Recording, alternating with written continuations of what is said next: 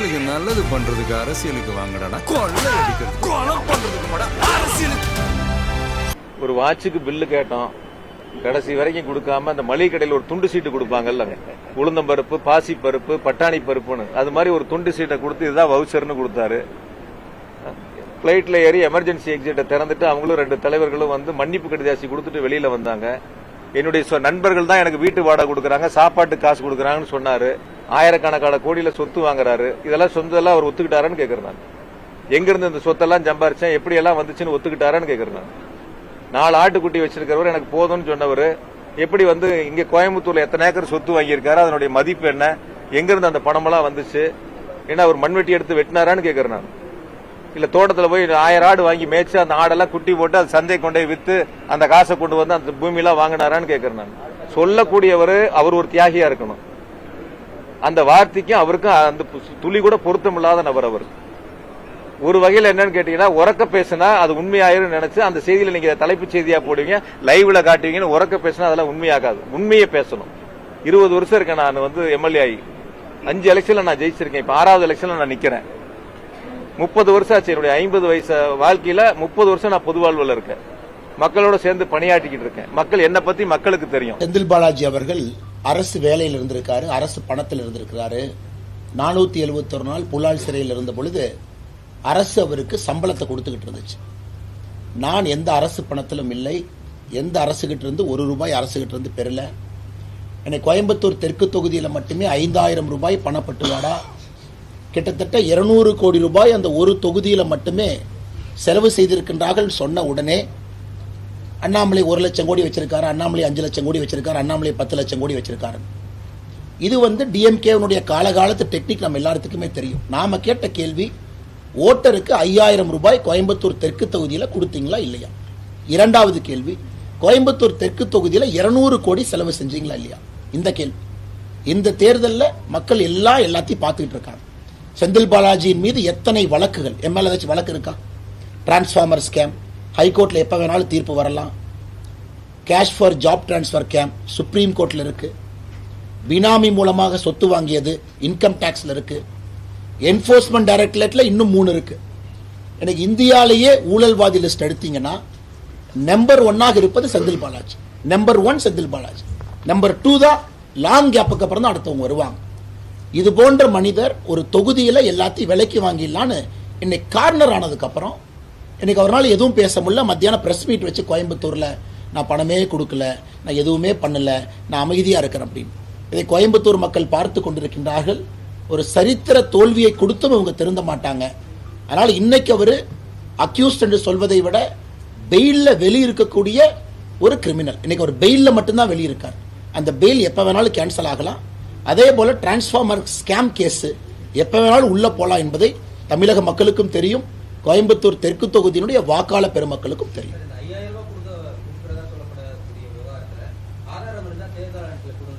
9 ஆதாரங்கள் நான் உங்களுக்கு பட்டியலிடுறேன். ஸ்பாட் மகஜர், அதாவது கோயம்புத்தூர் தெற்கு தொகுதியை பொறுத்தவரை நீங்க ஆதாரம் கேட்டதுக்காக நான் சொல்றேன். நான் செந்தில் பாலாஜி ஆதாரம் கேட்டதுக்காக கோயம்புத்தூர் தெற்கு தொகுதியை பொறுத்தவரை கடந்த 4 நாட்களாக பதிவு செய்யப்பட்டிருக்கக்கூடிய கம்ப்ளைண்ட், ஒரு இடத்துல ஒரு மகஜர் போட்டிருக்காங்க. 19/4/2026 10:45 மணிக்கு ஒரு 3 பேர்த்துக்கிட்ட இருந்து 50,000 ரூபாய் வாக்காளர் பட்டியல் ஒரு லாட்ஜில் பிடிக்கிறாங்க.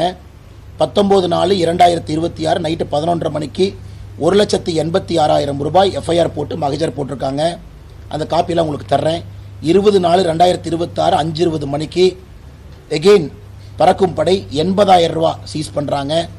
அதன் பிறகு செட்டி வீதியில முறைப்படி காவல் ஆணையருக்கு கூட்டுறவு சார் பதிவாளர் எஸ் மகேஸ்வரி அப்படிங்கிற அந்த எலெக்ஷன் சம்பந்தமா இருக்கிறவங்க கம்ப்ளைண்ட் கொடுக்குற லிஸ்ட் உங்களுக்கு கொடுக்குறேன். அதுல அவங்க 500 ரூபாய் நோட் எவ்வளவு சீஸ் பண்ணிருக்காங்க, 42,160. அதே போல மொத்தமாக 8 கம்ப்ளைண்ட் மட்டுமே கோயம்புத்தூர் தெற்கு தொகுதியில் இதுவரைக்கும் கடந்த 3 நாட்களாக 19, 20, 21 3 நாட்கள்ல 8 கம்ப்ளைண்ட் ஃபிளையிங் சர்வேலன்ஸ் டீம் கோயம்புத்தூர்ல இருக்கக்கூடிய லாட்ஜஸ், குறிப்பா கரூர்காரங்க, கரூரில் இருந்து செந்தில் பாலாஜினுடைய பினாமி கையும் களவுமாக பிடிப்பட்ட வீடியோவை தமிழகமே பார்க்குது. ஒரு காந்தியவாதி மாதிரி பத்திரிகையாளர் சந்திப்பு நடத்தி அது ஏன் பணம் இல்லை, அவங்க ஏன் ஆளுக இல்லை, அது ஏன் வாக்காளர் பட்டியல் இல்ல, அவங்க எனக்காக பணம் கொடுக்கலன்னா, செந்தில் பாலாஜி ரோட்ல நடந்து போய் பணம் கொடுத்தாருன்னு யாரும் சொல்லல. செந்தில் பாலாஜினுடைய பினாமிகள் கோயம்புத்தூர் தெற்கு தொகுதியில இந்த கரூர் கம்பெனி, டாஸ்மார்க் வசூல் கம்பெனி, அவர்கள் வந்து வீடு வீடாக 5000 ரூபாய் கொடுத்து கொண்டிருக்கின்றார்கள் என்பதுதான் கம்ப்ளைண்ட். அதுக்கு 8 மகஜர் காவல்துறையை பண்ணிருக்காங்க. அதை நான் உங்களுக்கு காப்பி அனுப்புறேன். அதை செந்தில் பாலாஜி கிட்ட காட்டி இவங்க எல்லாம் யார் மார்ஸ்ல இருந்து வந்தாங்களா ஜூபிட்டர்ல இருந்து வந்தாங்களான்னு கேளுங்க. அவர்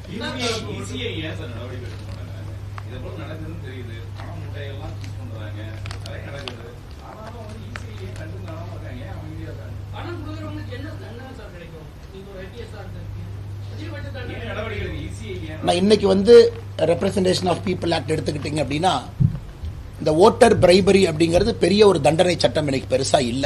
ஓட்டர் பிரைபரிக்கு வந்து பெருசா ஒரு தண்டனை அப்படின்னு வாங்குவதும் குற்றம், கொடுப்பதும் குற்றம், ரெண்டு பக்கம் இருக்கு. நேற்று தமிழகத்தில் ஒரு இடத்துல நான் பார்த்தேன், சாலை மறியல் பண்ணி, பத்திரிகையாளர் நீங்க தான் ரிப்போர்ட் பண்ணீங்க, ஒரு ஊர் மக்கள் எங்களுக்கு பணம் வரலின்னு மறியல் பண்ணதையும் தமிழ்நாட்டில் பார்க்குறோம். ஊரில் அந்த பக்கம் கொடுத்துட்டீங்க, எங்க பக்கம் பணம் வரலின்னு மக்கள் ரோட பிளாக் பண்ணி ரோட்டில் உட்காந்துருந்தாங்க. காவல்துறை போய் இந்த மாதிரி நீங்க எதுக்கு வந்தீங்கன்னு கேட்டா எங்களுக்கு பணம் வரலின்னு சொன்னாங்க. இது நீங்க வீடியோவில் ரெக்கார்ட் ஆகிட்டு இருக்கு, நான் உங்க மேல கேஸ் போகணும்னு சொன்னதுக்கப்புறம் கலைஞ்சு போனாங்க. அதனால இது துரதிருஷ்டவசம் தான். அதனால் தேர்தல் ஆணையம் இன்னும் கொஞ்சம் திறமையா கண்காணிக்கணும், ஷார்ப்பா கண்காணிக்கணும். தேர்தல் வர்றதுக்கு முன்னாடியே தமிழகம் 6 மாதத்திற்கு முன்பே இந்த வேலைகள்லாம் செய்ய ஆரம்பித்தா தான் திராவிட முன்னேற்ற கழகத்தினுடைய அராஜகத்தை கட்டுக்குள்ள கொண்டு வர முடியும்.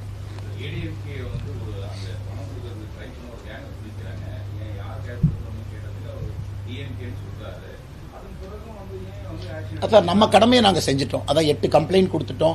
அது பாருங்க, இவ்வளவு பண்ணியும் அந்த வேட்பாளர் செந்தில் பாலாஜி கேட்கிறாரு எங்கிட்ட எதுவுமே இல்லைன்னு. அவங்க யாருன்னே தெரியாது. எந்த அளவுக்கு ஒரு தைரியம் இருக்கும் பாருங்க. 8 பேரை பிடிச்சி வீடியோல ரெக்கார்ட் பண்ணி ஓட்டர் லிஸ்டோட அதுல டிஎம்கே ஏடிஎம்கே அவங்க எழுதியிருக்காங்க. டிஎம்கே காரங்களை விட்டுட்டு ஏடிஎம்கே காரங்களை விட்டுட்டு ஒன்னொன்னு அவங்க மார்க் பண்ணியிருக்காங்க யாரு கொடுக்கணும்னு. மிக தெளிவாக தெரிகிறது டிஎம்கே குரூப். அதனால எங்களை பொறுத்தவரை கம்ப்ளைண்ட் கொடுத்திருக்கோம். எலெக்ஷன் கமிஷன் பாரபட்சம் இல்லாத நடவடிக்கை எடுக்கும் நாங்க நம்புறோம்.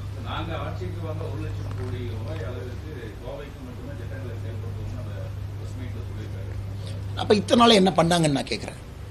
அப்ப இத்தனை 5 ஆண்டு காலமாக கோயம்புத்தூருக்கு எதுவும் கொடுக்காம 5 ஆண்டு காலம் முடிந்து கடைசியாக நடக்கக்கூடிய பிரஸ் மீட்ல நாங்க ஆட்சிக்கு வந்து அடுத்த 5 வருஷத்துல 1 லட்சம் கோடி ரூபாய்க்கு நாங்க கோயம்புத்தூருக்கு திட்ட உதவிகள் கொண்டு வரோம்னா இந்த 5 வருஷம் நீங்க என்ன பண்ணீங்கன்னு சொல்லுங்க.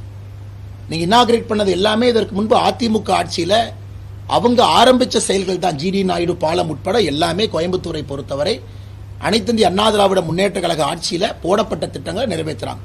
சோ கோயம்புத்தூர் விடுங்க, மதுரை, எல்லா ஊருக்குமே திராவிட முன்னேற்ற கழகத்தினுடைய ஆட்சி காலத்துல பெரிய நகரங்கள், சிறு நகரங்கள், பஞ்சாயத்து வரை எந்த வளர்ச்சி நிதியை எங்கேயுமே அவங்க கொடுக்கல. இவங்க ஸ்பெண்ட் பண்ணதெல்லாம் அட்வர்டைஸ்மெண்ட்டுக்கு தான் இவ்வளவு பணம். இன்னைக்கு காலையில் பேப்பர் எடுத்து பாருங்க, ஒவ்வொரு நாளும் பாருங்க எத்தனை சோசியல் மீடியா ஆடு போடுறாங்க.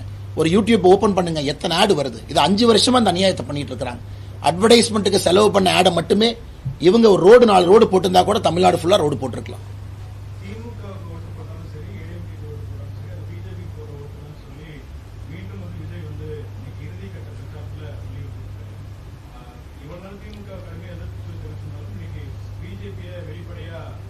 அவருடைய அரசியல், அவருடைய பார்வை, அந்த அரசியல் கட்சி அவர் தலைவராக இருக்கிறாரு, பேசுறதுக்கு எல்லா உரிமையும் அவருக்கு இருக்கு. எங்களை பொறுத்தவரை நாங்கள் தெளிவாக இருக்கின்றோம். திராவிட முன்னேற்ற கழகத்துக்கு எதிரான ஓட்டு அது என்டிஏவுக்கு வர வேண்டிய ஓட்டு என்டிஏவுக்கு மட்டும்தான் வரும். புதியவர்கள் யார் இருந்தாலும் மக்கள் அனுபவத்தை பார்க்கறாங்க, வேட்பாளருடைய தன்மையை பார்க்கறாங்க, அரசியல் தன்மை இருக்கான்னு பார்க்கறாங்க, ஸ்டெபிலிட்டி இருக்கான்னு பார்க்கறாங்க. அது நம்முடைய கூட்டணியினுடைய வேட்பாளர்கள்ட்ட இருக்கு. பலமுறை அரசு இயந்திரத்தில் பல பொறுப்புல பணியாற்றியவர்கள் வேட்பாளராக இருக்கிறாங்க. ஸோ நம்மளால தான் கவர்னன்ஸை டெலிவர் பண்ண முடியும் அப்படிங்கிறது இன்னைக்கு தமிழ்நாட்டு மக்களுக்கு தெரியும். அதனால் வேற யாரும் ரேஸ்ல கிடையாது. இன்னைக்கு ரேஸ்ல இருக்கிறது தமிழகத்தில் என்டிஏ மட்டும்தான். அது மட்டும்தான் வெற்றி கூட்டணி. திராவிட முன்னேற்ற கழகம் அப்படி இருக்கக்கூடிய திமுக இன்னைக்கு சென்னைக்கு மட்டும் தனி மேனிஃபெஸ்டோ சூப்பர் 6 அப்படின்னு கொடுக்குறாங்க. ஏன் சென்னையில தோல்வி பயம் உங்களுக்கு தெரியும், சென்னைக்கு மட்டும் இதுக்கு சூப்பர் 6. அரவிந்த் கெஜ்ரிவாலை கூட்டிட்டு வந்து ரோட் ஷோ பண்றாங்க, தேஜஸ்வி யாதவ் அவங்களை கூட்டிட்டு வந்து ரோட் ஷோ பண்றாங்க. ரோட் ஷோ சென்னையில இவ்வளவு டெஸ்பரேட்டா பண்ண வேண்டிய அவசியம் என்ன? ஸ்டாலின் அவர்கள் எத்தனை ரோட் ஷோ பண்ணி நீங்க பாத்திருக்கீங்க? இன்னைக்கு ஃபைனலா பாரதிய ஜனதா கட்சி எப்பொழுதுமே நம்ம ரோட் ஷோ பண்ணுவோம், இல்லை என்று சொல்லல. திராவிட முன்னேற்ற கழகம் அதை நம்ப மாட்டாங்க. பிரதமருடைய ரோட் ஷோக்கே பர்மிஷன் கொடுக்காத ஆட்சி இது கோயம்புத்தூரை பொறுத்தவரை. கோர்ட்டுக்கு போய் அனுமதி வாங்கி பண்ணோம். அப்படி இருந்த ஸ்டாலின் டெஸ்பரேஷன்ல முதலமைச்சர் அவர்கள் வீதி வீதியா சென்னைக்கு போவதற்கான காரணம் என்ன? தோல்வி பயம் முதலமைச்சர் ஐயாவுடைய கண்ணில் தெரியும். இன்னைக்கு காலையில் today at 7 o'clock in the morning chief minister Stalin released video. அந்த வீடியோ என்ன சொல்லியிருக்காரு? இன்னைக்கு 7 மணிக்கு it's a desperate attempt to cover up failures. இன்னைக்கு காலைல 7 மணிக்கு ஒரு வீடியோ போட்டிருக்காரு. நான் when Dravidian model 2.0 comes to power, I will do this. அப்ப நீங்க ஃபர்ஸ்ட் Dravidian மாடல் ஆட்சியில் ஏன் பண்ணல? நீங்க தானே Dravidian மாடல் கவர்னன்ஸ் கொடுத்தீங்க. இன்னைக்கு காலையில 7 மணிக்கு டெஸ்பரேட்டா அந்த வீடியோவை போட வேண்டிய அவசியம் என்ன? அதனால எங்களை பொறுத்தவரை ஸ்டாலின் அவர்களுடைய முகத்துல, திராவிட முன்னேற்ற கழகத்தினுடைய வேட்பாளர் முகத்துல தோல்வி பயம் மிக